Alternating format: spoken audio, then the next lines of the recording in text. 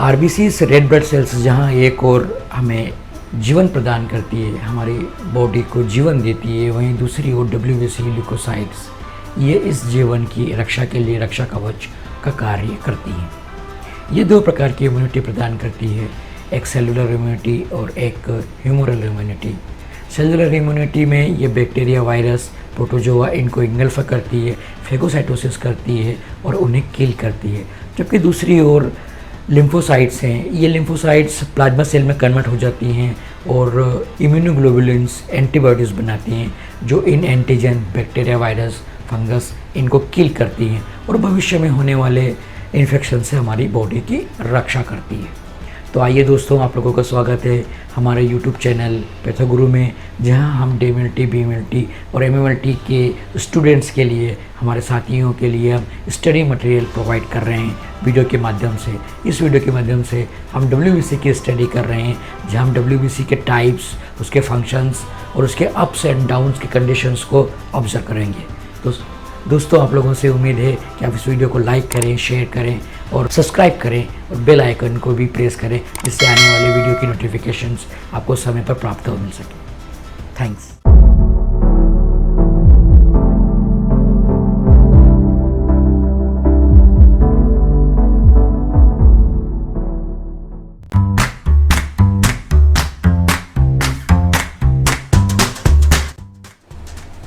यदि किसी सामान्य व्यक्ति का 100 ml blood anti coagulant EDTA mix करके लिया जाता है और उसे सेंट्रीफ्यूज करके हम ये देख पाते हैं कि उसमें प्लाज्मा 55%, जबकि RBC का वॉल्यूम, जिसे हम पेक सेल वॉल्यूम कहते हैं, वो 45% होता है। इन दोनों लेयरों के बीच में बफी कोट की एक लेयर होती है जिसमें WBC और प्लेटलेट पाए जाते हैं, जिनका परसेंटेज 1% से भी कम मात्रा में होता है। WBC वाइट ब्लड सेल्स को ल्यूकोसाइट्स भी कहा जाता है। ये हमारे शरीर के सिपाही, सोल्जर्स होते हैं जो हमारे शरीर को संक्रामक रोगों और बाहरी आक्रमणकारकों जैसे बैक्टीरिया और वायरस से लड़ने में मदद करते हैं। यह WBC या ल्यूकोसाइट्स हमारी बोन मैरोस में मल्टीपोटेंट सेल से बनती है, जिसे हम हेमेटोपोएटिक स्टेम सेल्स भी कहते हैं। ये ल्यूकोसाइट्स हमारे शरीर में सभी हिस्सों में पाई जाती है, जिनमें ब्लड और लिम्फेटिक सिस्टम प्रमुख हैं। सभी WBC में एक विशेष न्यूक्लियस पाया जाता है जो इसे ब्लड की अन्य सेल से महत्वपूर्ण बनाता है, जबकि RBC और प्लेटलेट में न्यूक्लियस नहीं पाए जाते हैं। इन WBCओं को इनके बोन मेरो में बनने के आधार पर दो क्रम में रखा गया है, जिसे माइलोइड सेल्स और लिम्फोइड सेल्स कहा जाता है, जबकि इनकी मॉर्फोलॉजी के आधार पर या इनमें पाए जाने वाले ग्रेन्यूल्स के आधार पर इन्हें दो विशेष कैटेगरी में रखा गया है, जिसे हम ग्रेनुलोसाइट्स और एग्रेनुलोसाइट्स कहते हैं। ग्रेनुलोसाइट्स के अंतर्गत 3 विशेष प्रकार की सेल्स रखी गई हैं। इन सेल्स में पाए जाने वाले ग्रेनुल्स की स्टेनिंग के आधार पर इन्हें न्यूट्रोफिल्स, इयोसिनोफिल्स और बेसोफिल्स कहा जाता है, जबकि एग्रेनुलो सेल्स में ग्रेनुल्स स्टेनिंग में ऑब्जर्व नहीं किए जाते हैं, इसलिए इन्हें एग्रेनुलोसाइट्स कहा जाता है। इसमें लिम्फोसाइट्स और मोनोसाइट्स विशेष प्रकार की सेल्स रखी गई हैं। इस प्रकार हम देखते हैं कि WBC या ल्यूकोसाइट्स में 5 विशेष प्रकार की सेल्स पाई जाती हैं: न्यूट्रोफिल्स, इयोसिनोफिल्स, बेसोफिल्स और लिम्फोसाइट्स और मोनोसाइट्स। WBC काउंट को 2 हिस्सों में बांटा गया है, जिसमें टोटल और डिफरेंशियल ल्यूकोसाइट काउंट या TLC और DLC कहा जाता है। TLC को एब्सोल्यूट काउंट से प्रदर्शित किया जाता है, जबकि डिफरेंशियल काउंट को रिलेटिव काउंट या परसेंटेज में व्यक्त किया जाता है। टोटल ल्यूकोसाइट काउंट में अगर बात करें तो एडल्ट में ये 4000 to 11000 पर माइक्रोलीटर होता है, जबकि इन्फेंट एट बर्थ पर ये 10,000 to 25,000 पर माइक्रोलीटर होता है। इन्फेंट 1 ईयर में 6,000 to 16,000, चिल्ड्रन 4 to 7 ईयर में ये 5,000 to 15,000 और चिल्ड्रन 8 to 12 ईयर्स में ये 4,500 to 13,500 पर माइक्रोलीटर होता है। डिफरेंशियल WBC काउंट की बात करें तो यह प्रत्येक 100 सेल्स में काउंट की जाती है, जिसमें polymorph neutrophils 40 to 75%, lymphocyte 20 to 50%, monocyte 2 to 10%, eosinophil 1 to 6% और बेसोफिल लेस देन 1% काउंट किया जाता है। अब हम 1 by 1 NWBCs की स्टडी करते हैं। इसमें सबसे पहले हम ग्रेनुलोसाइट पॉलीमॉर्फ न्यूट्रोफिल्स को ले रहे हैं। पॉलीमॉर्फ्स का मतलब होता है पॉली मतलब अनेक, मॉर्फ्स मतलब उसके रूप। तो ये न्यूट्रोफिल्स कई रूप में हमको दिखाई देती है। इसका डायमीटर 12 to 15 माइक्रोमीटर होता है और इसका जो न्यूक्लियस है वो काफी डेंस होता है और जिसमें 2 से 5 लोब्स पाए जाते हैं। साइटोप्लाज्म की बात करें तो इसमें फाइन पिंक वायलेट कलर के ग्रेन्यूल्स पाए जाते हैं। न्यूट्रोफिल्स का जो नॉर्मल फंक्शंस है उसको 3 कैटेगरी में बांटा गया है। 1 है कीमोटैक्सिस, सेकंड है फेगोसाइटोसिस और थर्ड है किलिंग। कीमोटैक्सिस का मतलब है कि ये केमिकल के द्वारा अट्रैक्ट होती हैं और उस जगह पर जाती है जहां पर बैक्टीरिया वायरस इन्फेक्टेड कर रहे हैं। फेगोसाइटोसिस का मतलब है कि ये उन बैक्टीरियाओं को अपने में इनगल्फ कर लेती है और उसकी किलिंग कर देती है। न्यूट्रोफिल्स के बढ़ने को हम न्यूट्रोफिलिया कहते हैं और न्यूट्रोफिल्स काउंट के कम होने को हम न्यूट्रोपिनिया कहा जाता है। अब यदि न्यूट्रोफिलिया की बात करें तो सर्कुलेटिंग न्यूट्रोफिल्स यदि 7500 पर माइक्रोलीटर या 75% से ज़्यादा हो जाते हैं उस कंडीशन को न्यूट्रोफिलिया कहा जाता है। न्यूट्रोफिलिया अधिकतर बैक्टीरियल इन्फेक्शन में ऑब्जर्व किया जाता है जहां पर ये 80% 90% के लगभग हमको ऑब्जर्व किए जाते हैं। न्यूट्रोफिलिया के कुछ महत्वपूर्ण जो कारक हैं जिनकी वजह से न्यूट्रोफिलिया होता है वो पॉइंट टू पॉइंट देख लेते हैं। फर्स्ट है एक्यूट इन्फेक्शन, लोकल और generalised specially by cocci. Streptococcus या स्टेफाइलोकोकस के द्वारा होने वाले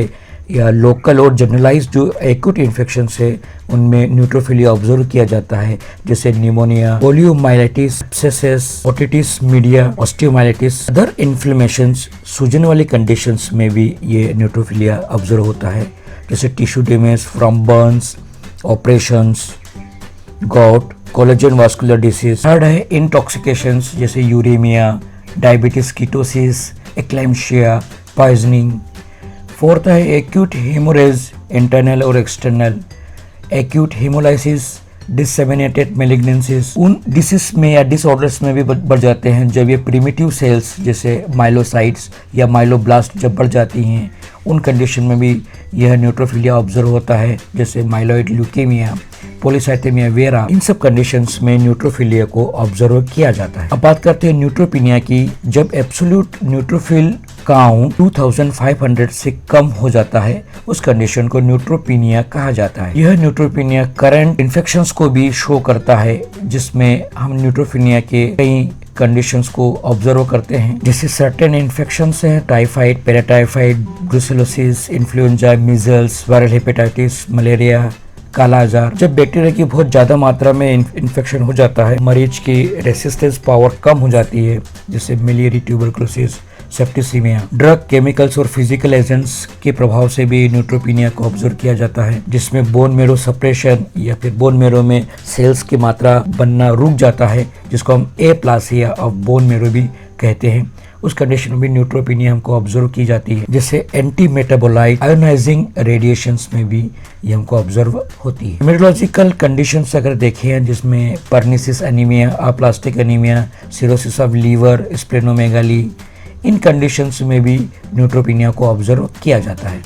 एनाफाइलेटिक शॉक्स में और सर्टेन हेरिडिटी इन्फेक्शन में भी ये देखा जाता है। अब यदि न्यूट्रोफिल्स में के मार्फोलॉजी में वेरिएशन की बात करें तो नॉर्मल के अतिरिक्त अगर हमको न्यूट्रोफिल्स में कुछ वेरिएशन दिखाई देते हैं तो वो किसी न किसी बैक्टीरियल इन्फेक्शंस या कोई डिसऑर्डर्स को प्रदर्शित करते हैं। यदि heavy dark staining course toxic granules हमको उसमें दिखाई दे रहे हैं न्यूट्रोफिल्स में, तो यह बैक्टीरियल इन्फेक्शंस को प्रदर्शित करता है। वैक्यूल्स अगर पाए जाते हैं न्यूट्रोफिल्स में तो वैक्यूल्स की उपस्थिति हमें सेप्टिसीमिया और साइटोप्लाज्मिक वैक्यूलेशंस डेवलप होने को भी प्रदर्शित की जाती है। वैक्यूल्स की अधिक मात्रा बैक्टीरियल इन्फेक्शन को क्रोनिक या एक्यूट कंडीशंस को प्रदर्शित करती है। अब यदि डोहेल बॉडीज़ की बात करें तो डोहेल बॉडीज़ कुछ पैचेस होते हैं, कुछ धब्बे जैसे होते हैं। ये धब्बे राउंड या ओवल शेप के हो सकते हैं जिनका साइज 2 से 3 माइक्रोमीटर का है। ये साइटोप्लाज्म में ऑब्जर्व होते हैं। ये अधिकतर बैक्टीरियल इन्फेक्शंस को प्रदर्शित करते हैं। डोहेल्स बॉडी को देखने के लिए स्टेनिंग टेक्निक्स थोड़ी अच्छी होनी चाहिए और उसको स्ट्रेस देके ही देखना पड़ता है, तभी ये पैचेस हमको ऑब्जर्व होंगे। अब यदि न्यूक्लियर क्रोमेटिन की अगर बात करते हैं, उसकी एबनॉर्मलिटीज़ की बात करते हैं, तो ये कुछ टर्म्स हमको यूज़ करनी पड़ती है जिससे हम ये प्रदर्शित करते हैं कि न्यूक्लियर किस ओर जा रहा है। न्यूक्लियर के फॉर्मेशन को शो करता है, उसकी प्रोसेस को शो करता है। यदि वो लेफ्ट की ओर जा रहा है तो वह एबनॉर्मल या ब्लास्ट सेल की ओर प्रदर्शित होगा, और राइट की तरफ हो जाएगा तो वो उसकी मैच्योरिटी को, उसके डेवलपमेंट को प्रदर्शित करता है। तो इसी से एक टर्म्स बनाई गई है, ए शिफ्ट टू लेफ्ट, जिसमें यदि न्यूट्रोफिल्स का जो क्रोमेटिन है, ये न्यूक्लियस है, वो अगर लेफ्ट की ओर शिफ्ट हो रहा है, इट मीन्स वो बेन फॉर्म और ब्लास्ट को प्रदर्शित करेगा। इसमें हमको बेम सेल्स देखने को मिलती है, माइलोब्लास्ट या माइलोसाइट्स भी हमको सेल्स देखने को मिलेगी। अब यदि शिफ्ट टू राइट की बात करें तो इट मीन्स कि ये हाइपर सेगमेंटेड हमको उसमें लोब्स पाए जाते हैं, मतलब लोब्स की संख्या 5 से अधिक हो जाएगी, 6, 7, 8 ऐसे हमको लोब्स देखने को मिलेंगे, जो कि इसको राइट की ओर उसके मैच्योरिटी को प्रदर्शित करता है। ये कंडीशन जनरली हमको मेगालोब्लास्टिक एनीमिया में ऑब्जर्व होती है। लिम्फोसाइट्स पेरिफेरल ब्लड में कई वेराइटीज़ में अवेलेबल होती हैं, जिसमें से यह स्मॉल लिम्फोसाइट और लार्ज लिम्फोसाइट होती हैं। स्मॉल लिम्फोसाइट का साइज़ 9 to 12 माइक्रोमीटर होता है, जबकि लार्ज लिम्फोसाइट का साइज़ 12 to 16 माइक्रोमीटर होता है। यह दोनों सेल्स देखने में बिल्कुल एक जैसी होती हैं। लिम्फोसाइट का न्यूक्लियस साइटोप्लाज्म के 90% को घेरे रहता है, जबकि यह 10% साइटोप्लाज्म केवल हल्के नीले कलर का दिखाई देता है। न्यूक्लियस काफ़ी डेंस डीप वायलेट या ब्लू कलर को एब्जॉर्ब करता है, और ये हमको काफ़ी बेसोफिलिक अपीयरेंस दिखाई देता है। प्लाज्मा सेल्स पेरिफेरल ब्लड की बहुत इंपॉर्टेंट सेल्स होती हैं, हालांकि इनका परसेंटेज बहुत ही कम होता है। यह बी लिम्फोसाइट्स के द्वारा बनाई जाती हैं, और प्लाज्मा सेल्स के द्वारा ही एंटीबॉडीज, इम्यूनोग्लोबुलिन्स बनाए जाते हैं। प्लाज्मा सेल्स पेरिफेरल ब्लड की इंपॉर्टेंट सेल्स होती हैं, परंतु इनका परसेंटेज काफ़ी कम होता है। प्लाज्मा सेल्स बी लिम्फोसाइट्स का परिवर्तित रूप होता है, जो एंटीबॉडी या इम्यूनोग्लोबुलिन्स को बनाने के लिए जो बैक्टीरिया और वायरस के द्वारा प्रेरित होकर परिवर्तित किया जाता है। बी लिम्फोसाइट्स बाहरी एंटीजन के द्वारा एक्टिवेटेड हो जाती हैं और प्लाज्मा सेल में परिवर्तित हो जाती हैं। प्लाज्मा सेल ही उन एंटीजेंस के अगेंस्ट एंटीबॉडी या इम्यूनोग्लोबुलिन्स का निर्माण करते हैं। प्लाज्मा सेल का न्यूक्लियस इसेंट्रिक होता है। इसका मतलब यह है कि यह सेंट्रल में न होकर थोड़ा सा सेंट्रल के पास में स्थित होता है, इसलिए इसे इसेंट्रिक कहा जाता है। इसका साइटोप्लाज्म न्यूक्लियस से काफ़ी बड़ा होता है, ताकि ये ज़्यादा मात्रा में प्रोटीन या इम्यूनोग्लोबुलिन्स का निर्माण कर सके। इसका न्यूक्लियस काफ़ी डेंस होते हैं, और ये फुटबॉल के आकार का या फुटबॉल के शेप का दिखाई देता है, या बैलगाड़ी के पहिए के आकार का दिखाई देता है। बेसिकली लिम्फोसाइट्स पेरिफेरल ब्लड में 3 प्रकार की होती है, टी लिम्फोसाइट, बी लिम्फोसाइट और नेचुरल किलर या नेचुरल साइटोटॉक्सिक लिम्फोसाइट्स। जहाँ पर टी लिम्फोसाइट्स सेलुलर इम्यूनिटी को प्रदर्शित करती है, वहीं बी लिम्फोसाइट ह्यूमरल या लिक्विड या एंटीबॉडी बनाकर इम्यूनिटी को प्रदर्शित करती है, जबकि नेचुरल किलर जो सेल्स होती हैं वो कैंसर सेल्स या वायरस इन्फेक्टेड जो सेल्स हो गई हैं उनको किल करने में मदद करती है। ये सेल, इनके आकार में कोई भी डिफरेंस नहीं होता है, इन सभी सेल का डायमीटर समान होता है, और देखने पर भी ये सभी सेल्स एक जैसी दिखाई देती हैं, परंतु इनके काम करने के तरीकों में, इनके फंक्शंस में काफ़ी डिफरेंसेस होते हैं। यदि बी लिम्फोसाइट्स की बात करें तो बी लिम्फोसाइट्स किसी भी एंटीजन या बाहरी बैक्टीरिया वायरस से इन्फेक्टेड होने के बाद या उसे सेंसिटाइज होने के बाद एक्टिव हो जाती हैं, और एक्टिव होने के बाद में ये प्लाज्मा सेल में कन्वर्ट हो जाती हैं। प्लाज्मा सेल उन एंटीजन या बैक्टीरिया और वायरस के अगेंस्ट एंटीबॉडी प्रोड्यूस करते हैं, जिसे हम एंटीबॉडी या इम्यूनोग्लोबुलिन्स के रूप में जानते हैं, जो इन एंटीजेंस को न्यूट्रलाइज करते हैं या किलिंग के लिए आगे प्रेरित करते हैं, जिसे एंटीबॉडी मीडिएटेड इम्यूनिटी कहा जाता है। और बनने वाली एंटीबॉडीज या इम्यूनोग्लोबुलिन्स शॉर्ट टर्म्स के लिए होती है, थोड़े समय के लिए ही उसका उपयोग किया जाता है। यदि टी लिम्फोसाइट्स की बात करें तो टी लिम्फोसाइट्स थाइमस में डेवलप होती है और इनकी सरफेस के ऊपर CD रिसेप्टर्स लगे होते हैं, जिन्हें हम क्लस्टर्स ऑफ डिफरेंशिएशन कहते हैं। इन्हीं क्लस्टर्स ऑफ डिफरेंशिएशन या CD रिसेप्टर्स के कारण हम इन सेल्स को पहचान पाते हैं और इनके फंक्शंस को भी समझने का प्रयास करते हैं। इन्हीं क्लस्टर्स ऑफ डिफरेंशिएशन के कारण ये फॉरेन एंटीजन और सेल्फ एंटीजन को पहचानने का काम करती है और इन्हीं के कारण फंक्शनली रूप से ये 3 सेल्स में डिवाइड हो जाती हैं, जिन्हें हम साइटोटॉक्सिक टी सेल्स कहते हैं। टी लिम्फोसाइट हेल्पर की तरह काम करती है, इसलिए इन्हें हेल्पर सेल्स कहते हैं। और यही टी सेल्स एक रेगुलेटर की तरह काम करती हैं। टी लिम्फोसाइट्स के टी सेल्स सर्कुलेटिंग ब्लड में विशेष रूप से 2 प्रकार से काम करती है। एक साइटोटॉक्सिक नेचर होने के कारण इसके ऊपर CD8 प्रकार के क्लस्टर्स ऑफ डिफरेंशिएशन होते हैं जो साइटोटॉक्सिक नेचर बनाते हैं, और दूसरी रेगुलेटरी या हेल्पिंग नेचर की होती है, जिसे CD4 सेल्स के रूप में हम लोग जानते हैं। CD4 सेल्स हेल्पर सेल्स होती हैं। यह अन्य टी लिम्फोसाइट्स, बी लिम्फोसाइट्स और हेमेटोपोएटिक सेल्स को फंक्शंस को रेगुलेट करने का काम करती है और अपने काम को इम्प्रूव करने के लिए ये उन्हें उसको रेगुलेट करते हैं। अब यदि बी लिम्फोसाइट्स की बात करें तो मैंने आपको बताया कि ये प्लाज्मा सेल में कन्वर्ट होकर एंटीबॉडीज बनाती हैं। लिम्फोसाइटोसिस, लिम्फोसाइट का एब्सोल्यूट काउंट 4000 पर माइक्रोलीटर से अधिक होने पर यह कंडीशंस बनती है, जिसको हम लिम्फोसाइटोसिस कहा जाता है। कुछ कॉमन कॉजेस हैं, जैसे certain acute infection, pertussis, infectious mononucleosis, viral hepatitis, infectious lymphocytosis. Chronic conditions जैसे ब्रुसेलोसिस, ट्यूबरकुलोसिस, सेकेंडरी सिफिलिस।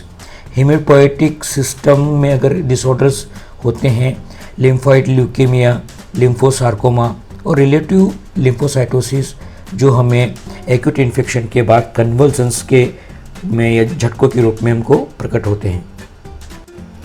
लिम्फोपीनिया वो कंडीशन से होती है जिनमें लिम्फोसाइट का एब्सोल्यूट काउंट 1500 सेल्स पर माइक्रोलीटर से कम हो जाता है। इसके कुछ कॉमन कॉजेस हैं, acute infection, severe bone marrow failure, corticosteroids and immunosuppressive therapy. अब यदि मोनोसाइट्स की बात करते हैं तो मोनोसाइट्स पेरिफेरल ब्लड में सबसे बड़ी सेल्स होती है, जिसका डायमीटर 12 से लेकर 20 माइक्रोमीटर के बीच में होता है। मोनोसाइट का न्यूक्लियस लार्ज, सेंट्रल, ओवल या हॉर्सशू शेप का होता है, जिसमें फाइन रेटिकुलेटेड क्रोमेटिन नेटवर्क पाया जाता है। इसका साइटोप्लाज्म काफ़ी बड़ा होता है, पेल ब्लू कलर लिए हुए होता है और इसमें वेरी फाइन ग्रेन्यूल्स भी पाए जाते हैं। और साथ में इसकी पहचान होती है कि इस मोनोसाइट्स के अंदर वैक्यूल्स पाए जाते हैं। मोनोसाइट का मेन फंक्शन है फेगोसाइटोसिस करना। यह न्यूट्रोफिल की तरह ही बैक्टीरिया और वायरस को फेगोसाइटिस करती है और उसको किल करती है। ब्लड मोनोसाइट्स जब टिश्यू के अंदर प्रवेश करती है और वहाँ पर जाकर बैक्टीरिया और वायरस को किल करती है, तब इसे टिश्यू मैक्रोफेजेस के रूप में जाना जाता है। ये काफ़ी आकार में बड़ी हो जाती है और अधिक मात्रा में बैक्टीरिया और वायरस को किल करती है। मोनोसाइटोसिस वो कंडीशंस होती है जिनमें ब्लड मोनोसाइट्स 800 सेल्स पर माइक्रोलीटर से अधिक हो जाती है। इसकी कुछ कॉमन कॉजेस हैं, बैक्टीरियल इन्फेक्शंस जैसे ट्यूबरकुलोसिस, सिफिलिस, वायरल हेपेटाइटिस या viral infections, protozoal rickettsial infections, conversions from acute infections, haematopoietic disorders, monocytic leukaemia, lymphomas. कुछ कैंसर्स पाई जाती है जैसे ओवरी, स्टमक, ब्रेस्ट इत्यादि कंडीशंस में भी बढ़ जाती हैं। इयोसिनोफिल्स न्यूट्रोफिल की तरह ही साइज में 12 से 15 माइक्रोमीटर के डायमीटर में होती है। इसका न्यूक्लियस में 2 लोब्स होते हैं और इसकी पहचान जो होती है वो साइटोप्लाज्म में पाए जाने वाले डीप रेड स्टेनिंग ग्रेन्यूल्स होते हैं, जो कि काफ़ी मोटे और ज़्यादा मात्रा में इयोसिन को लिए भी होते हैं। साइटोप्लाज्म में पाए जाने वाले जो ग्रेन्यूल्स होते हैं वो एलर्जिक कंडीशंस को बनाने में मदद करते हैं। ये कुछ हिस्टामिन, सेरोटोनिन इत्यादि केमिकल्स रिलीज करती है जिससे एलर्जी प्रोड्यूस होती है। एलर्जी एक प्रकार की बॉडी डिफेंस होती है जो कि बाहरी एलर्जेन से बॉडी की रक्षा के लिए केमिकल्स रिलीज किए जाते हैं। एक कंडीशन होती है जिसे इयोसिनोफिलिया कहते हैं। यदि एब्सोल्यूट काउंट ऑफ इयोसिनोफिल 400 से ज़्यादा हो जाता है उस कंडीशन को इयोसिनोफिलिया कहा जाता है, जिसकी कॉमन काउजेस हैं एलर्जिक डिसऑर्डर्स जैसे bronchial asthma, urticaria, angioneurotic oedema, hay fever, drug hypersensitivity. कुछ पैरासिटिक इन्फेस्टेशंस में भी जैसे ट्रिकिनोसिस, इकिनोकोकोसिस, इंटेस्टिनल पैराटिज्म्स इन कंडीशंस में पाई जाती हैं। स्किन डिसीज जैसे dermatitis, erythema multiforms, Loeffler syndromes, pulmonary infiltration with eosinophilia, tropical eosinophils, इन सब कंडीशंस में ये बड़ी भी मात्रा में ब्लड में पाई जाती है। यदि इयोसिनोफिल काउंट 40 सेल्स पर माइक्रोलीटर से कम हो जाता है तो उस कंडीशन को इयोसिनोपिनिया कहा जाता है। ये कंडीशंस एड्रिनल स्टेरॉइड्स और ACTH हार्मोन्स की वजह से देखने को मिलता है। बेसोफिल्स दूसरी ही ग्रेनुलोसाइट्स के समान होती है। इसका डायमीटर 10 to 14 माइक्रोमीटर होता है और इसकी खास पहचान ये होती है कि इसका न्यूक्लियस 2 से 3 लोब का होता है और इसमें जो पाए जाने वाले ग्रेनुल्स हैं, साइटोप्लाज्मा में जो ग्रेनुल्स रहते हैं वो डीप ब्लू कलर लिए हुए रहते हैं और पूरे के पूरे न्यूक्लियस को घेरे हुए रहते हैं। ये पूरे साइटोप्लाज्मा में बहुत ही मोटे दिखाई देते हैं और काफ़ी गहरे वायलेट कलर के भी यह ग्रेनुल्स उपस्थित होते हैं। इन ग्रेनुल्स में हेपेरिन, 5-हाइड्रोक्सीट्रिप्टामाइन जिसे सेरोटोनिन भी कहते हैं और हिस्टामिन्स इत्यादि केमिकल्स पाए जाते हैं। यह भी एलर्जिक कंडीशंस में काफ़ी भाग लेती है। जब बेसोफिल्स टिश्यूज़ में प्रवेश करती है तो ये वहाँ पर मास्ट सेल्स को बनाती हैं, तो टिश्यू की मास्ट सेल ही बेसोफिल का काम करती है। बेसोफिलिया में एब्सोल्यूट बेसोफिल काउंट 100 सेल्स पर माइक्रोलीटर से अधिक हो जाता है जिसे हम बेसोफिलिया कंडीशंस कहते हैं। यह कुछ काउजेस इसके हैं जैसे chronic myeloid leukaemia, polycythaemia vera, myelosclerosis, myxoedema, ulcerative colitis और कई कंडीशंस में दिखाई देती है।